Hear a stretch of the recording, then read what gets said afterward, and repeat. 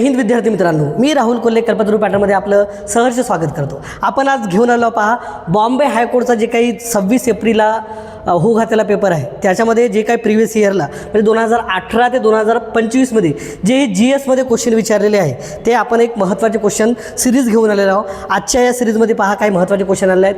तर ज्यांनी ही लिपिक पदासाठी म्हणा, शिपाई पदासाठी म्हणा किंवा वाहन चालक आहे, लघुलेखन आहे, उच्च श्रेणीवाला आणि लघुलेखन निम्न श्रेणी, या सर्व जे काही तुम्ही पदासाठी भरला असेल फॉर्म, या सर्वांना उपयुक्त हे आजचं लेक्चर आहे. चला तर आपण वेळ न दवडता आज हे महत्त्वाचे प्रश्न घेऊ. पहा, तुमचा रिझल्ट आणण्यासाठी अत्यंत उपयोगाचं हे लेक्चर राहील. पहा, भारताचे पहिले पंतप्रधान अतिशय सोपे म्हणजे लेवलचे क्वेश्चन आहेत, पण आपल्याला माहीत पाहिजेत. बऱ्याच वेळा आपण वाचत नसल्यामुळं माहीत नसते. तर पहिले पंतप्रधान, याच्यावर दुसरा प्रश्न होऊ शकते, सर्वाधिक काळ राहणारे पंतप्रधान, तर ते आहेत सर्वांना माहीत आहे पंडित जवाहरलाल नेहरू.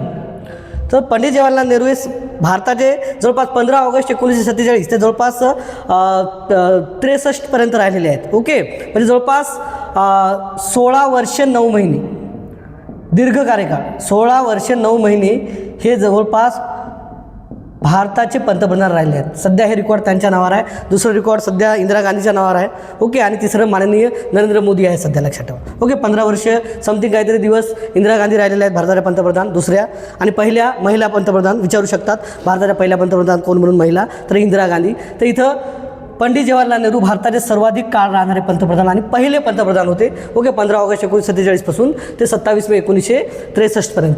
त्यानंतर लाल बहादूर शास्त्री हे दुसरे 1964 पर्यंत झाले होते. नंतर उझबेकिस्तान, जे ताशकंद करार पाहतो आपण, भारत पाकिस्तान असा प्रश्न विचारू शकतात तुम्हाला. भारत पाकिस्तान युद्धानंतर जे काय ताशकंद करार झाला, हे ताशकंद करार बऱ्याच वेळा प्रश्न विचारला आहे.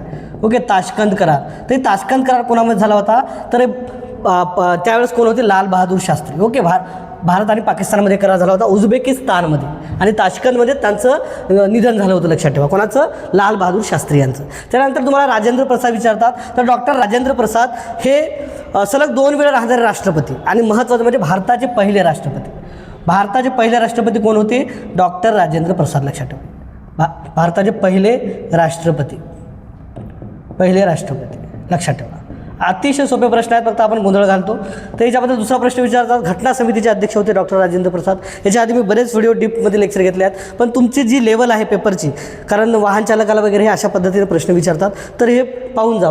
सरदार वल्लभभाई पटेल हे भारताचे पहिले उपपंतप्रधान, लक्षात ठेवा, उपपंतप्रधान आणि पहिले गृहमंत्री होते.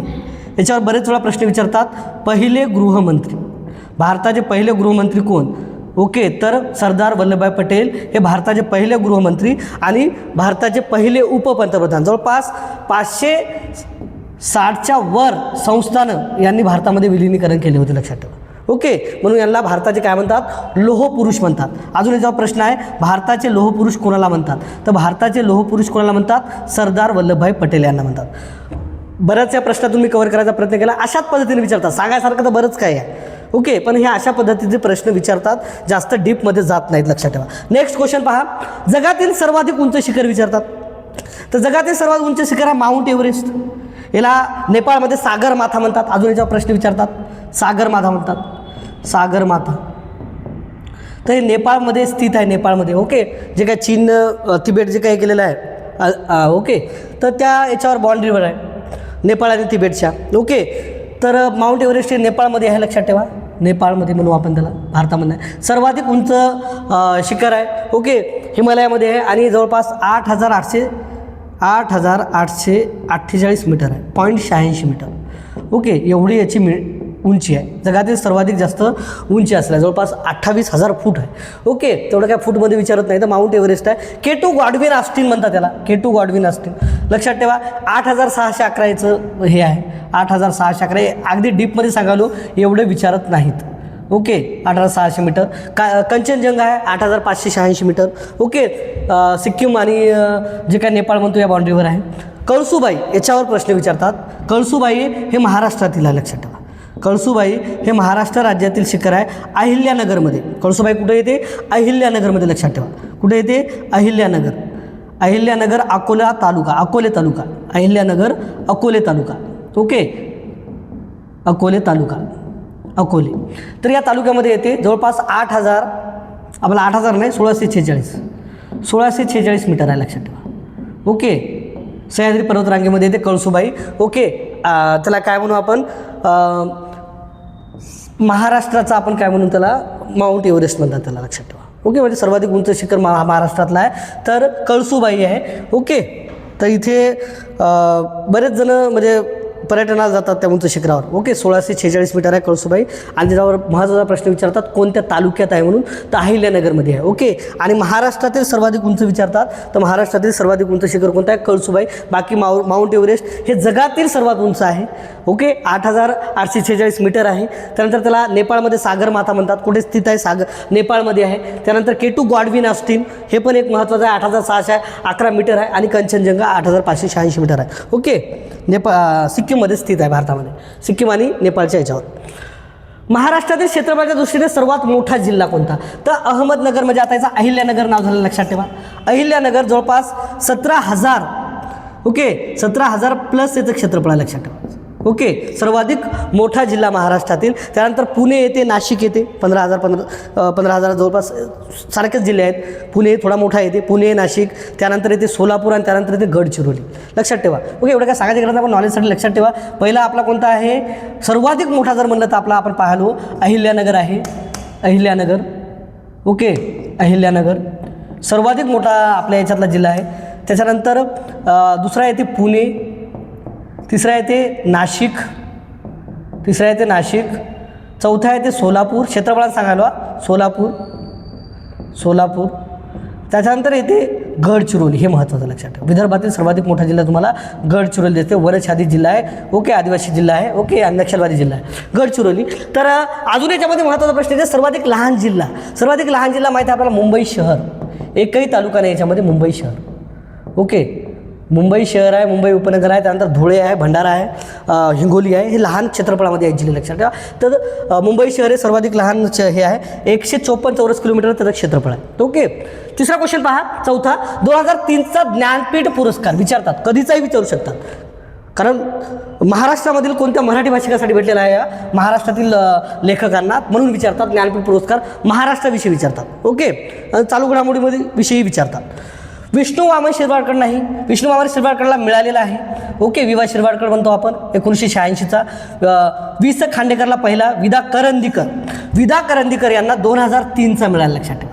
2003 या साली त्यांना काय म्हणू आपण, सर्वाधिक महत्त्वाचा साहित्यामधला पुरस्कार ज्ञानपीठ पुरस्कार मिळालेला आहे. त्यानंतर भालचंद्र नेमाडेला 2014मध्ये मिळालेला आहे.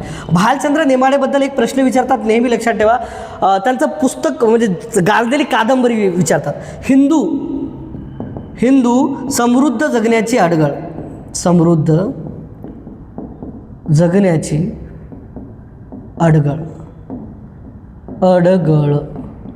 हे प्रश्न बऱ्याच वेळा विचारला आहे. त्यांची महत्त्वाची कादंबरी कोणाची, भालचंद्र नेमाडे यांची.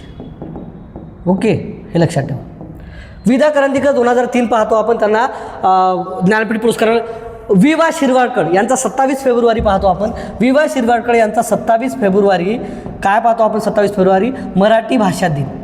काय पाहतो आपण, मराठी भाषा दिन. त्यानंतर यांना कधी भेटलेला आहे, विष्णू वामन शिरवाडकर सांगायचं होतं मला. ओके, तर असं थोडं गोंधळ झालं इथं, लक्षात ठेवा. 27 फेब्रुवारी बरोबर आहे सर्व, पण सांगायचं कोणाला लागत होतं आपण, कोणाविषयी, विवा शिरवाडकर. कुसुमाग्रज म्हणतो आपण त्याला. विवा शिरवाडकरला काय म्हणतो आपण, कुसुमाग्रज, लक्षात ठेवा. ओके, कुसुमाग्रज यांचा जन्मदिवस महाराष्ट्रामध्ये म्हणजे 27 फेब्रुवारीला काय म्हणून साजरा होते, मराठी भाषा दिन. काय साजरा होते, मराठी भाषा दिन, लक्षात ठेवा. आणि त्यांना कधीचा मिळालेला आहे ज्ञानपीठ पुरस्कार, 1986-87चा, लक्षात ठेवा. 1986-87चा. विवा शिरवाडकर आपलं काय पाहिलं, विष्णू वामन शिरवाडकर पाहिलं. ओके, 1987चा. वि स खांडेकर पहिला ज्ञानपीठ पुरस्कार ययाती कादंबरीसाठी. वि स खांडेकर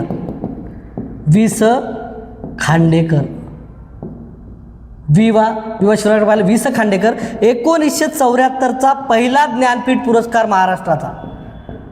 ज्ञानपीठ पहिला कोणत्या याच्यासाठी मिळाला ते बी विचारतात, ययाती कादंबरीसाठी.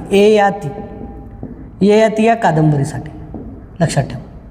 ययाती या कादंबरीसाठी कोणाला ज्ञानपीठ पुरस्कार मिळाला. नंतर ते मग पहिले एका स्पेशली पुस्तकासाठी दिलं जायचं, नंतर ते बदलाव आणला त्याच्यामध्ये, नंतर पूर्ण साहित्यासाठी द्यायला सुरुवात केली होती. तर त्यांना ययाती कादंबरीसाठी मिळाला होता. लक्षात ठेवा, खूप गाजली त्यांची आहे. तर विष्णू सखाराम खांडेकर, त्यालाच काय म्हणू आपण वि स खांडेकर. विदा करंदीकरला 2003चा, भालचंद्र नेमाडेला 2014चा, त्याच्यानंतर कोणाला मराठी याला मिळालेलं नाही. ओके. आणि विष्णू वामन शिरवाडकर आपण पाहतो, विवा शिरवाडकर यांना 1987चा मिळालेला आहे. ओके. त्याच्यावर प्रश्न विचारतात. 2003चा कोणाला मिळाला?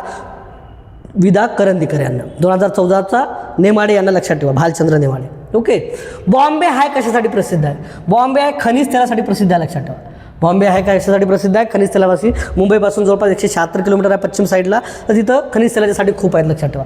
कोळसा आपल्याला माहीत आहे विदर्भामध्ये आढळतो. विदर्भामध्ये आपल्या जवळपास मला वाटते नागपूर, चंद्रपूर आणि यवतमाळमध्येही ओके वणीसारख्या याच्यामध्ये क्षेत्रामध्ये आढळतो. संत्र्याचा जिल्ह्यात आपल्याला माहीत आहे, तर संत्री सर्वाधिक जास्त नागपूरमध्ये आणि आपल्या अमरावतीमध्ये आढळतात. हिरे तर हे मध्य प्रदेशामध्ये आढळतात. पन्ना, हिरा की तमन्ना आहे तो पन्ना, तेच पन्ना क्षेत्र आहे जिथं काय म्हणू आपण मध्य प्रदेशमध्ये आढळतात हिरे. हे एवढं लक्षात ठेवा, मध्य प्रदेश हिरे आढळतात. पन्ना या क्षेत्रामध्ये. कुठं? पन्ना. ओके, पन्ना इथे. तर खनिज तेल कुठे आढळतात? बॉम्बे आहे. ओके, मुंबईपासून आहे ते जवळपास 150 किलोमीटरच्या वर आहे, तिथं आढळतात ते. राष्ट्रपती व मंत्रिमंडळ यांच्यातील दुवा. तर राष्ट्रपती आणि मंत्रिमंडळ यांच्यातील दुवा म्हणून कोण काम करते? पंतप्रधान. जेही मंत्रिमंडळाने काही निर्णय घेतलेले असेल ते कोणाला सांगायचं काम, कोणाला राष्ट्रपतीला सांगायचं काम कोण करते? पंतप्रधान करत असते. म्हणून त्याला आपण काय म्हणू, राष्ट्रपती आणि मंत्रिमंडळामधील जो काही दुवा असतो तो पंतप्रधान असतो. कलम 78 नुसार तो सर्व गोष्टी कोणाला सांगत असतो? राष्ट्रपतीला सांगत असतो. लक्षात ठेवा. ओके. कलम 78 मध्ये, कलम 78 नुसार, कलम 78 नुसार पंतप्रधानाने जे काही निर्णय घेतले मंत्रिमंडळानं ते कोणाच्या कानावर टाकावं लागतात? त्याला राष्ट्रपतीच्या कानावर टाकावं लागतात. लक्षात ठेवा. ओके. मुख्यमंत्री त्याच प्रकारचे पण राज्य लेवलला. ओके. मुख्यमंत्री काय आहे? इथं राष्ट्रपती आहे, इथं राज्यपाल, आणि इथं काय आहे? मंत्रिमंडळ, राज्य मंत्रिमंडळ याच्यामधील दुवा राहतो. सरपंच गावचा प्रमुख असतो. आमदार हा माहिती आहे आपल्याला. लक्षात ठेवा. ओके. विदर्भातील एकूण किती जिल्हे आहेत? विदर्भात एकूण किती जिल्हे आहेत? 11 आहेत. लक्षात ठेवा. ओके. पश्चिम विदर्भ म्हणलं तर अमरावती विभाग, आणि पूर्व विदर्भ म्हणलं तो नागपूर विभाग. तर अमरावती विभागामध्ये जवळपास 5 जिल्हे आहेत. ओके. अमरावतीमध्ये किती आहेत? 5 जिल्हे. सोपे, अगदी सोपे प्रश्न विचारतात.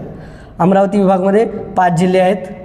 फक्त प्रश्न तुम्ही जास्त डीपमध्ये नाही आहे, वरवरची विचारतात. प्रॅक्टिससाठी क्वेश्चन घ्यायला तुमचे, आणि बरेच जे काही विचारले आहे ते आपल्या सिरीजमध्ये भेटतील. 26 तारखेपर्यंत A to Z GS जेही प्रश्न विचारले आहेत, काही संभाव्य मी काही व्हिडिओ घेऊन येतो. लक्षात ठेवा. ओके. फक्त तुम्ही जुळून राहा. अमरावती 5 जिल्हे, आणि नागपूर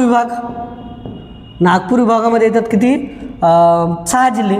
ओके. नागपूर विभागामध्ये नागपूर येते, वर्धा येते, गोंदिया, भंडारा, वर्धा, ओके, आपलं गडचिरोली आणि चंद्रपूर येते. तर असे 6 जिल्हे येतात. इकडे बी अमरावती येते, अकोला येते, बुलढाणा येते, वाशिम येते आणि यवतमाळ येते. तर अशा 11 जिल्हे आहेत विदर्भामध्ये. लक्षात ठेवा. ओके. सर्वाधिक जर जिल्हे म्हणलं प्रशासकीय विभागामध्ये तर औरंगाबादमध्ये येतात. तर छत्रपती संभाजीनगर. ओके. आता नाव झालं आहे छत्रपती संभाजीनगरमध्ये येतात. जवळपास 8 जिल्हे येतात. लक्षात ठेवा. ओके. सर्वाधिक जास्त तालुके बी तिथे येतात. रायगड जिल्ह्यात किती तालुके आहेत? रायगड जिल्ह्यात किती तालुके आहेत? तर रायगड जिल्ह्यात आहेत 15 तालुके. लक्षात ठेवा. रायगडमध्ये आहेत 15 तालुके. रायगडमध्ये आहेत 15 तालुके. ओके. 15 तालुके. रायगड 15 तालुके आहे. नाशिक 15 तालुके आहे. नाशिक 15 तालुके आहेत. जळगाव 15 तालुके आहेत. जळगाव 15 तालुके आहेत. ओके. त्याच्यानंतर पहा, रायगड, नाशिक, जळगाव आणि चंद्रपूर किती? 15 तालुके आहेत. लक्षात ठेवा. ओके. 15 तालुके. 15 तालुके पाहिजे. त्यानंतर सर्वाधिक जास्त तालुके विचारतात, तेवढं काही डीपमध्ये जात नाहीत. त्यानंतर येतात नांदेड आणि यवतमाळ. नांदेड आणि यवतमाळमध्ये तुम्हाला दिसतील 16 तालुके. लक्षात ठेवा. ओके. नांदेड आणि यवतमाळमध्ये तुम्हाला दिसतील 16 तालुके. याच्यामध्ये अजून एक महत्त्वाचा प्रश्न विचारतात, ते म्हणजे 13 तालुके. 13 तालुके असणारा एकच जिल्हा आहे, ते म्हणजे कोणता आहे पहा? बुलढाणा. याच्यावर प्रश्न विचारू शकतात. बुलढाणा हा एकमेव जिल्हा दिसतो तुम्हाला, याच्यामध्ये 13 तालुके आहेत. लक्षात ठेवा. बाकी 15 तालुके पाहिले, 16 तालुके, 14 तालुके पहा. 14 तालुके हे कासाठी तुम्हाला माहीत पाहिजे, एवढंच करून जा. 14 तालुके तुम्हाला माहीत आहे. एक येते पुणे, दुसरं येते अहिल्यानगर, तिसरं येते अमरावती, आणि चौथं येते नागपूर. 14 तालुके. हे 14 तालुके. लक्षात ठेवा. ओके. 12 म्हणलं तर गडचिरोली आणि कोल्हापूर, 11 म्हणलं तर सातारा, सोलापूर, बीड. तर असे आहेत, लक्षात ठेवा. ओके. सर्वाधिक कमी तालुके म्हटलं तर मुंबई शहरमध्ये तालुका नाही आहे. पण अजून जर काय विचारलं तर धुळेमध्ये आहे, लक्षात ठेवा. धुळेमध्ये 4च तालुके आहेत. धुळेमध्ये 4 तालुके आहेत. त्यानंतर वाशिममध्ये 6 तालुके आहेत. आपलं हे काय म्हणू आपण, हे रे हिंगोलीमध्ये 5 तालुके आहेत. हिंगोली कमी म्हणला, हिंगोली. तसं मुंबई शहरमध्ये नाहीच तालुके, लक्षात ठेवा. मुंबई उपनगरामध्ये अंधेरी, बोलीवरी, कुर्ला 3 तालुके आहेत. ते धरून 358 तालुके होतात. पूर्ण महाराष्ट्रामध्ये किती तालुके होतात? 358. ते जर 3 धरले तर असे किती आहेत? 355. याच्या बाहेरचा कोणता प्रश्न जाणार आहे? 16 तालुके पाहिला आपण, नांदेड, यवतमाळ. 14 तालुके पाहिला आपण. ओके. 14 तालुके आपण पुणे पाहिलं, अहिल्यानगर पाहिलं, नागपूर पाहिलं आणि काय पाहिलं? अमरावती पाहिलं. 18 तालुके सध्या कुठं नाहीत. 18 म्हणजे लई झाली ते, लक्षात ठेवा. ओके. नेक्स्ट क्वेश्चन पहा. रक्ताचे किती ग्रुप आहे? ए बी ओ. कार्ल लँस्टीनर यांनी शोध लावला होता. 4 आहेत, लक्षात ठेवा. Okay. A B O. Okay. Next question. Karl Landsteiner विचारतात रक्तगटाचा शोध कोण लावला. पहिली मुलींची शाळा कोणी काढली? त्याच्यामध्ये सांगायसारखं अजून बरंच आहे. सर्व दाता म्हणतो आपण, सर्व युनिव्हर्सल डोनर. ओके. सर्व दाता कोणता गट आहे? तो ओ आहे. सर्वांना कोणाला देऊ शकतो. सर्व ग्राही कोण आहे? ते ए बी आहे. कोणाचं रक्तगट घेऊ शकतो. अशा प्रकारचा, लक्षात ठेवा. याच्यावर प्रश्न विचारतात. पहिली मुलींची शाळा कोणी काढली? आता हे प्रश्न किती सोपा आहे. महात्मा ज्योतिराव फुले यांनी 1848ला पहिली मुलींची शाळा त्यांच्याच पत्नीला शिकून, म्हणजे सावित्रीबाईला शिकून त्यांनी पहिली शिक्षिका केली, लक्षात ठेवा. पहिली महाराष्ट्राची मुख्याध्यापिका म्हणू आपण त्याला, शाळेची. तर पहिली शाळा कोणी काढली? महात्मा ज्योतिराव फुले यांचं महत्त्वाचं कार्य आहे. सत्यशोधक समाज विचारतात यांचा. बाकी बऱ्याच डीपमध्ये घेतलेलं आहे यांचं मी, पण तुम्हाला तेवढं काय विचारणार नाही. सत्यशोधक विचारतात. ओके. सत्यशोधक समाज, महापुरुषा जे काही समाजसुधारक आहे त्याच्यामध्ये महत्त्वाच्या गोष्टी विचारतात. सत्यशोधक समाज कोण स्थापन केला होता? तर तो महात्मा फुलेचा आहे, लक्षात ठेवा. ओके. 1873मध्ये. त्यानंतर न्हाव्याचा संप कोणा केला होता? न्हावी संप केला होता त्यांनी. ओके. न्हावी संप केला होता. घरातील हौद खुला केला होता दलितासाठी. आणि मुलींच्या शिक्षणासाठी बरंच काय करता. हांटर आयोगापुढे शिक्षण आयोगाची साक्ष दिली होती. तर महात्मा फुलेबद्दल विचारासारखं हेच आहे की पहिली मुली शाळा कोण काढली, लक्षात ठेवा. महाराष्ट्राचे मार्टिन लुथर किंग म्हणायचे याला. याच्यावर प्रश्न विचारतात. महाराष्ट्राचे Martin Luther king. Okay. Martin Luther king. खूप डीपमध्ये होईल, पण या गोष्टी विचारतात, लक्षात ठेवा. महाराष्ट्राचे मार्टिन लुथर किंग कोणाला म्हणतात? महात्मा ज्योतिराव फुलेला. महात्मा गांधी माहीत आहे. ओके. महात्मा गांधीचा आपल्याला चंपारण सत्याग्रह वगैरे याच्याबद्दल विचारतात. असहकार आंदोलन विचारतात. त्यानंतर कारण 1920 ते जवळपास आपण पाहतो 19 म्हणजे स्वातंत्र्यापर्यंतचा काळ आहे, तो गांधीयुग म्हणून प्रसिद्ध आहे. त्याच्यामध्ये बऱ्याच गोष्टी विचारतात, लक्षात ठेवा. ओके. चंपारण झालं, अहमदाबाद गिरणी सत्याग्रह झाला, त्याच्यानंतर बऱ्याच गोष्टी त्यांच्या रिलेटेड आहेत, त्यांचे पुस्तकं वगैरे. ओके. विचारतात. सरदार पटेल तर हे माहीत आहे, स्वतंत्र भारताचे पहिले उपपंतप्रधान आणि त्याला काय म्हणू आपण, गृहमंत्री आहेत. ओके. गृहमंत्री होते, लक्षात ठेवा. सरदार पटेल. जगातील सर्वाधिक उंच पुतळा 182 मीटर त्यांचा सध्या, हे लक्षात ठेवा. जगातील सर्वाधिक उंच पुतळा कोणाचा आहे? राजा सरदार पटेल यांचा. तर किती मीटर आहे? 182 मीटर आहे. नर्मदा जिल्ह्यामध्ये कुठं आहे हे? गुजरातमध्ये, लक्षात ठेवा. ओके. अलाहाबाद इथे. तर डॉक्टर बाबासाहेब आंबेडकर माहिती आहे, शिका संघटित व्हा हा मंत्र कोणी दिला, यावर प्रश्न विचारला आहे. तर तो डॉक्टर बाबासाहेब आंबेडकरांनी दिला. बाकी मुकनायक त्यांचं वृत्तपत्र बहिष्कृत हितकारणी सभा, पीपल्स एज्युकेशन सोसायटी. त्यानंतर प्रॉब्लेम्स ऑफ रुपी. त्यानंतर okay Buddha and is Dhamma, Buddha and Karl Marx. Okay. Ranade गांधीजींना, यावर बरेच त्यांच्या पुस्तकावर प्रश्न विचारतात. 14 तळ्याचा सत्याग्रह कधी झाला ते विचारतात. ओके. 1927मध्ये 20 मार्च 1927.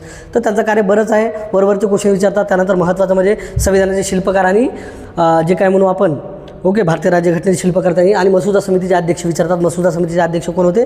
तर डॉक्टर बाबासाहेब आंबेडकर होते. तर त्यांच्यासारखं विचारासारखं बरंच आहे, पण तुम्हाला तेवढं डीपमध्ये जाणार नाहीत ते. तर बाबासाहेब एकदा वाचून द्या, त्याच्यात प्रश्न विचारायला, लक्षात ठेवा. ओके. चॅनलला सबस्क्राईब केलं असेल तर करून घ्या. ओके. कारण नवीन व्हिडिओ पाहण्यासाठी आम्ही प्रयत्न करत आहोत तुम्हाला देण्याचा. महात्मा गांधीचा जन्म तर विचारतात. महत्त्वाचे जे काय मी आता सांगलो तुम्हाला, तर महत्त्वाचे जन्मदिवस विचारतात. 2 ऑक्टोबरला जन्म आहे. 1869ला यांचा जन्म झाला होता. ओके. 1869ला पोरबंदर येतं. तर हे पण विचारतात. कुठे? तर पोरबंदर. महत्त्वाचं आहे ना व्यक्ती, पोरबंदर येतं. त्यानंतर बाबासाहेब विचारतात 14 एप्रिल. ओके. महू येथे झाला होता, मध्य प्रदेशला. त्यानंतर महत्त्वाचं म्हणजे महात्मा फुले विचारतात. ओके. महात्मा फुले कडगुण सातारा येथे झाला होता. ओके. कधी? 11 एप्रिलला झाला होता 1827ला. तर हे प्रश्न विचारतात महात्मा फुले. ते कडगुण सातारा. ओके. असे महत्त्वाचे जे व्यक्ती आहेत ते विचारतात. 26 जानेवारी आपला प्रजासत्ताक दिन आहे. 6 जानेवारी पत्रकार दिन आहे विचारतात. 6 जानेवारी बाळशास्त्री जांभेकर, ओके, पत्रकार दिन. पहिलं दर्पणपत्र पाहतो आपण महाराष्ट्रात, पहिलं ओके वर्तमानपत्र पाहतो आपण 6 जानेवारी. 2 ऑगस्ट असं काही नाही, ओके 1 ऑगस्टला आपण पाहतो लोकमान्य टिळक यांची पुण्यतिथी. सर्वात पहिले क्रीडा धोरण कोणत्या राज्याने जाहीर केले? महाराष्ट्राने केलं, लक्षात ठेवा. सर्वात पहिले क्रीडा धोरण कोण चालू केलं आहे, लागू केलं आहे? महाराष्ट्र राज्याने केलं आहे. काही चालू घडामोडीचा लेक्चर घेऊन येतो मी तुमच्यासाठी, जे की जास्त डीपमध्ये जाणार नाहीत, पण त्या पद्धतीने घेऊन येतो. कशा पद्धतीने पहिले विचारले ते पाहतो प्रिव्हियस इयरचे, आणि ते त्याच वेळेवर म्हणजे जे काही पुरस्कार आहेत, जे काही खेळाबद्दल आहेत त्यावर विचारतात, जास्त डीपमध्ये नाही जात. मानवी शरीरात एकूण किती हाडे आहेत? 206 आहेत. तर 270 300 जवळपास असतात लहान लेकरात, पण ते जोडतात एकूण एकाला, म्हणून संख्या त्याची कमी होते 206. त्याच्यामध्ये अजून प्रश्न विचारतात, सर्वात मोठं हाड कोणतं आहे मानवी शरीरातलं? सर्वात मोठे हाड कोणतं आहे? फिमर आहे, लक्षात ठेवा. फिमर सर्वात मोठे हाड कोणते आहे? फिमर. आणि सर्वात लहान विचारतात मांडीमध्ये राहते, लक्षात ठेवा. कुठे राहते रे? मांडीमध्ये. त्यानंतर दुसरं विचारतात लहान, सर्वात लहान विचारतात, तर सर्वात लहान असते स्टेप्स. ते हे राहते कानामध्ये. कुठे असते? कान. ओके. 206 हाडे असतात लहान लेकराच्यामध्ये, 300 जवळपास असतात. लोकितवादी म्हणून कोणाला वाटतं? टोपण नाव आहे लोकितवादी. तर टोपण हे नाव कोणाशी संबंधित आहे? गोपाळ हरी देशमुख. शतपत्रे लिहिली होती, म्हणजे याने 108 पत्रे लिहिली होती. शतपत्रे कोण लिहिली होती? गोपाळ हरी देशमुखने. ओके. ते काय म्हणून 108 पत्रे, ओके, भाऊ महाजन यांच्या याच्यामध्ये लिहिले होते त्यांनी साप्ताहिकामध्ये. ओके. शतपत्रे 108. त्यानंतर गोपाळ भालेराव एक समाजसुधारक होते खानदेशामधले. गोपाळ कृष्ण गोखले हे मवाळवादी होते, लक्षात ठेवा. आणि भारत सेवक समाजाची स्थापना याने केली होती. भारत सेवक समाज ओके 1905ला केली होती भारत सेवक समाज. आणि महत्त्वाचे म्हणजे महात्मा गांधीजीचे राजकीय गुरु, महात्मा गांधीजीचे कोण होते? राजकीय गुरु होते, लक्षात ठेवा. राजकीय गुरु होते. ओके. महात्मा गांधीचे राजकीय गुरु गोपाळ कृष्ण गोखले होते. 1905च्या बनारस अधिवेशनाचे ते अध्यक्ष पण राहिलेले आहेत, लक्षात ठेवा. ओके. 1905च्या बनारस अधिवेशनाचे अध्यक्ष गोपाळ हरी देशमुख, म्हणजेच लोकहितवादी. ओके. तर याचं उत्तर आहे गोपाळ हरी देशमुख, कारण आपल्याला काय लोकहितवादी त्यांना संबोधत असेल, तो पण नव्हतं त्यांचे. महाराष्ट्रात कन्हांडला व्याघ्र प्रकल्प कोणत्या जिल्ह्यात आहे? नागपूरमध्ये आहे कन्हांडला व्याघ्र प्रकल्प, नागपूरमध्ये आहे. पेंच पण आहे नागपूरमध्ये. चंद्रपूरमध्ये कोणता आहे रे? चंद्रपूरमध्ये ताडोबा व्याघ्र प्रकल्प आहे. त्यानंतर अमरावती मेळघाट, आणि त्यानंतर कोल्हापूरला राधानगरी अभयारण्य आहे, महत्त्वाचं. राधानगरी अभयारण्य याच्यामध्ये काय? रानगवे आढळतात, रानगवे सर्वाधिक जास्त, लक्षात ठेवा. ओके. राधानगरी अभयारण्यात कुठं आहे? कोल्हापूरमध्ये. मेळघाट कुठं आहे? अमरावती विचारू शकतात. मेळघाट व्याघ्र प्रकल्प कुठं आहे किंवा अभयारण्य? तर अमरावतीमध्ये आहे. ताडोबा कुठे आहे? चंद्रपूरमध्ये आहे. पेंच कुठं आहे? नागपूरला आहे. पेंच पण कुठं आहे? नागपूरला. पंडित जवाहरलाल नेहरू यांचं त्याला नाव दिलेलं आहे, लक्षात ठेवा. नेक्स्ट पहा, पेंच नदीवर आहे. कळसुबाई शिखर कोणत्या जिल्ह्यात आहे? अहिल्यानगरमध्ये. पाहिलं आपण पहिलेच, अहिल्यानगरमध्ये आहे. 1646 मीटर आहे, लक्षात ठेवा. 1600 मीटर आहे अहिल्यानगरमध्ये आहे, लक्षात ठेवा. नाशिकमध्ये साल्हेर वगैरे दिसतात तुम्हाला. ओके. तर अहिल्यानगर आहे. पुण्यामध्ये तुम्हाला छत्रपती शिवरायांची किल्ले दिसतात. ओके. शिवनेरी वगैरे उंच याच्यावर. त्यानंतर पहा जंजिरा किल्ला. संसदेमध्ये पुढीलपैकी कोणाचा समावेश होत नाही? संसद कशी बनते भारताची? संसद बनते राज्यसभा, लोकसभा आणि राष्ट्रपती मिळून. हे न्यायालय समजते, सर्वोच्च न्यायालय नाही. ओके. राज्यसभा, लोकसभा आणि राष्ट्रपती मिळून ही भारताची संसद बनत असते, लक्षात ठेवा. तर याच्यामध्ये सर्वोच्च न्यायालयाचा समावेश होत नाही. सर्वोच्च न्यायालय आहे कुठे? दिल्लीला, लक्षात ठेवा. सर्वोच्च न्यायालय कुठे आहे? दिल्लीला. सुप्रीम कोर्ट भारताचं. ओके. त्याचा तुम्हाला सर्वोच्च न्यायालयाचा काय विचारू शकतात? न्यायाधीश सध्याचा विचारू शकतात. सूर्यकांत शर्मा आहेत, लक्षात ठेवा. चालू घडामोडीमध्ये महत्त्वाच्या व्यक्ती सूर्यकांत शर्मा सध्या.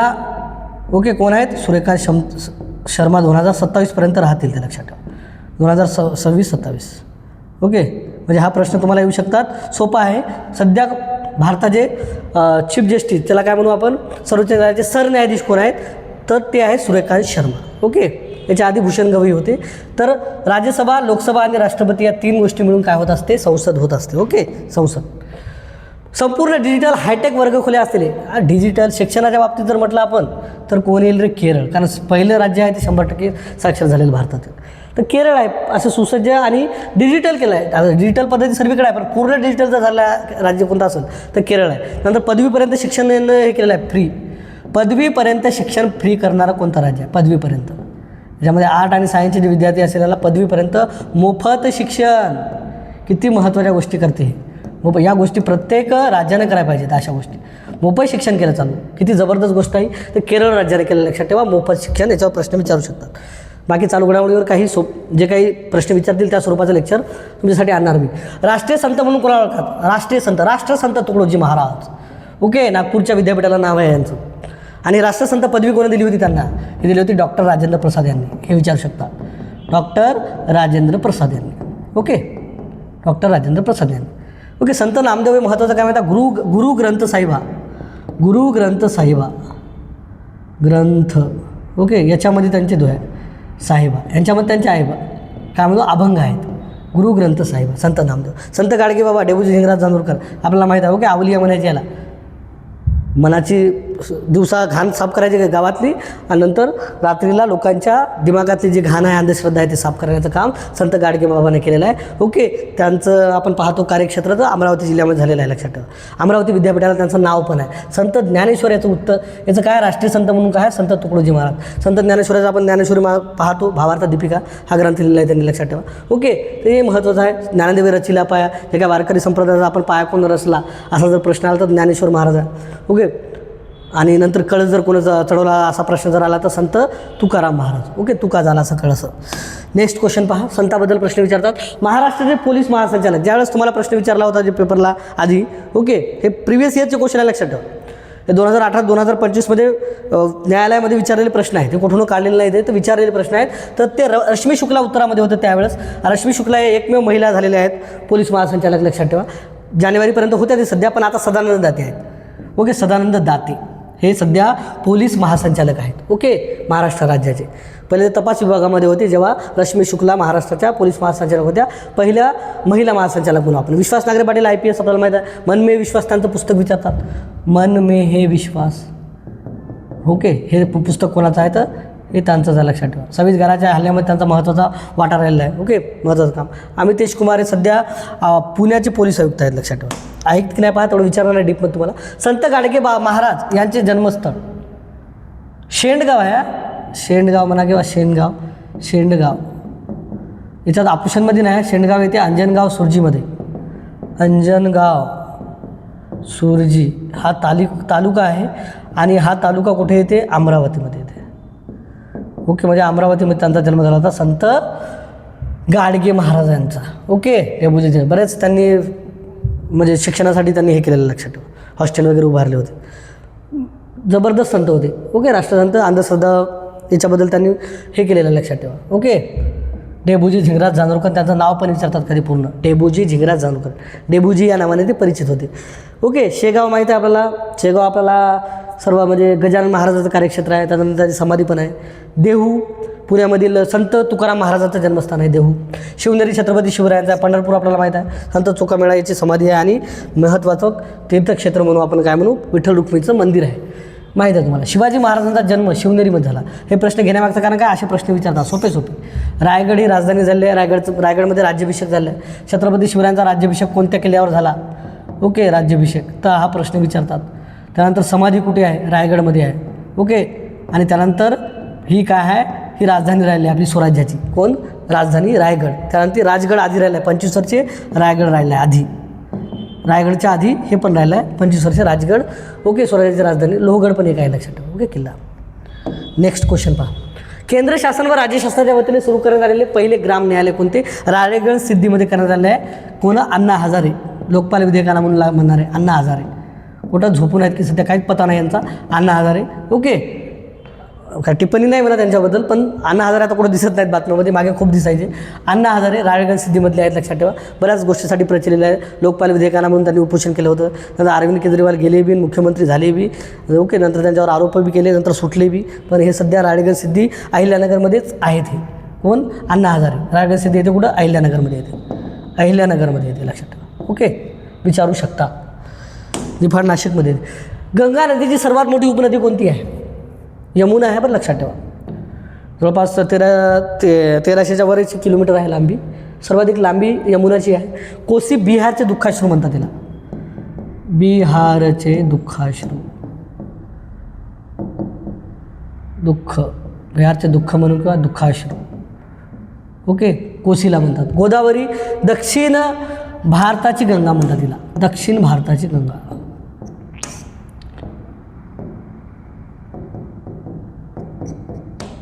गंगा 1465 लांबी आहे. महाराष्ट्रातील लांबी 668 आहे. सर्वाधिक लांब नदी महाराष्ट्रातील गोदावरी आहे. गंडकी एक महत्त्वाची नदी आहे, लक्षात ठेवा. नेक्स्ट क्वेश्चन, मध्यरात्रीचा सूर्य. इथं सूर्य जरा उशिरानं मावळतो, मध्यरात्रीचा सूर्य म्हणून हा देश प्रसिद्ध आहे, नॉर्वे. बाकी स्वीडनमध्ये बी असं होते, परंतु ओळख जर म्हणलं मध्यरात्रीचा सूर्य कोणत्या देशाला म्हणतात तर नॉर्वेला म्हणतात. त्यानंतर सूर्य जरा लेट मावळतो नॉर्वेमध्ये, लक्षात ठेवा. उत्तरेकडील असल्यामुळे आर्टिक याच्यामध्ये तो उत्तरेला आहे. खालीलपैकी कोणता रोग पाण्याद्वारे पसरत नाही? पाण्याद्वारे पसरत नाही तर पाण्याद्वारे पटकी पसरतो, नारू पसरते, नारू आता मुक्त झाला भारत. कावीळ पसरतो. हिवताप नाही, हिवताप ही सॅल्मोनेला टाईप ही आपण काय म्हणू डासामार्फत पसरते. डासामार्फत. ओके, डासामार्फत पसरते, डास. ओके, तर हिवताप नाही याच्यामध्ये आपल्याला. बाकी हे दूषित पाण्यामुळे आणि दूषित अन्नामुळे म्हणजे होणारे रोग आहेत, कावीळ, पटकी, नारू. तर हिवताप नाही आहे. हिवताप हा सॅल्मोनेला टाईप ही. ओके, सॅल्मोनेला काहीतरी नाव आहे त्याच्यामुळे ओके हिवताप होतो, लक्षात ठेवा. ओके, पसायदान कोणी लिहिले? संत ज्ञानेश्वर महाराजांनी. ज्ञानेश्वरीमध्ये भावार्थ दीपिकामध्ये शेवटचा अध्याय, सर्व जगाचं कल्याण होऊ दे, सर्वांचं कल्याण होऊ दे मानव जातीचं, त्यामुळे त्यांनी शेवटीला ते पसायदान रचलं, लक्षात ठेवा. संत ज्ञानेश्वरांनी. संत तुकाराम महाराजांची आपण तुकाराम गाथा म्हणतो. देहू त्यांच्याविषयी विचारतात. देहू पुणे येथे त्यांचा जन्म झाला, लक्षात ठेवा. कळस, तुकादाराचा कळस म्हणून सर्वाधिक वारकरी संप्रदायातले शेवटचे संत पण म्हणतात त्यांना, संत तुकाराम महाराज. संत बहिणाबाई यांच्या आपण पाहतो कविता. ओके, आणि ते बी एक हे होत्या, लक्षात ठेवा, संत बहिणाबाई. आणि संत नामदेव. संत नामदेवाचं आपण पाहिलं गुरुग्रंथ साहिबामध्ये त्यांचे अभंग आहेत संत नामदेवाचे. नरसी बामणी येथे त्यांचा जन्म झाला होता. जिजामातांचा जन्म कुठे झाला? सिंदखेड राजा. कुठे येते? बुलढाणा. लखुजी जाधव. आजही ते वाडा आहे, लक्षात ठेवा. आजही 12 जानेवारीला येतो जन्मदिवसाचेही बरेच लोक जन्मतात. ओके, आपलं जमतात. सिंदखेड राजा येतं. सिंदखेड राजा कुठे येते? आपलं बुलढाणा जिल्ह्यामध्ये. आणि कोणाचं? राजमाता जिजाऊंचं जन्मस्थान आहे सिंदखेड राजा. लखुजी जाधव यांची ती कन्या होती, लक्षात ठेवा. ओके, सिंदखेड राजा. चोंडी काय रे? अहिल्यादेवी होळकर. अहिल्यादेवी होळकर विचारतात ना, अहिल्यादेवी होळकर. अहिल्या राणी म्हणू आपण, अहिल्यादेवी होळकर. ओके, चोंडी येतं त्यांचा जन्म झाला होता. चोंडी कुठे येते? अहिल्यानगरमध्ये. आता अहिल्यानगर नावच झालं त्याचं. ओके, चोंडी अहिल्यानगरमध्ये, पहिले अहमदनगर नाव होतं. त्यांचा जन्म आहे अहिल्यादेवीचा. यशवंतराव चव्हाण यांचे स्मृतीस्थळ, त्याला काय म्हणू आपण? प्रीती संगम. यमुना आणि कृष्णा नदीचा संगम होतो. कृष्णा आणि यमुना या नद्यांचा संगम होतो, लक्षात ठेवा. आणि यालाच काय म्हणतात? प्रीती संगम. प्रीती संगम. आणि इथेच कोणाची समाधी आहे सांगा बरं? इथेच समाधी आहे. इथेच समाधी आहे कोणाची? यशवंतराव चव्हाण यांची, लक्षात ठेवा. ओके, तर ती कुठं आहे? कराड तालुक्यात. कराड इथे सातारामध्ये. कराड कुठे येते? सातारा. ओके, कराड कुठे येते? सातारामध्ये. पहिले महाराष्ट्राचे मुख्यमंत्री यशवंतराव चव्हाण. आलं लक्षात? नेक्स्ट क्वेश्चन पहा. भारतात कोणत्या राज्यात सर्वात जास्त हत्ती आढळतात? सर्वाधिक जास्त म्हटलं ना तर कर्नाटकमध्ये आढळतात. 6,000च्या वर आहेत, 6,000च्या प्लस. ओके, त्यानंतर 4,000 प्लस आपल्याला दिसतात कुठे? आसाममध्ये. दुसरं राज्य कोणतं आहे? आसाम. हे कोणतं आहे? कर्नाटक 1 नंबरला. दुसरं कोणतं आहे? आसाम. त्यानंतर पहा 3 येते तामिळनाडू. नंतर उत्तराखंड. एवढं काय विचारणार नाहीत, उत्तराखंड येते, लक्षात ठेवा. उत्तराखंडमध्ये सर्वाधिक जास्त हत्ती आढळतात. आणि हत्ती हा राज्यप्राणी कर्नाटकचा आहे, लक्षात ठेवा. आपला कोणता राज्यप्राणी आहे? शेकरू.